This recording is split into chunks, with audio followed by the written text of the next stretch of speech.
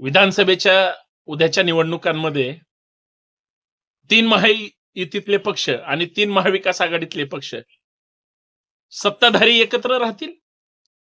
महाविकास आघाडीच्या 3 पक्षासमोर ते ताकदीने लढतील मला नाही वाटत. त्याचं कारण असं आहे, कदाचित सत्ताधारी युतीमध्ये 100% घटस्फोट होईल अशी शक्यता नाकारता येत नाही. संघानं सुद्धा सांगितलंय दादांना काय घेतलं.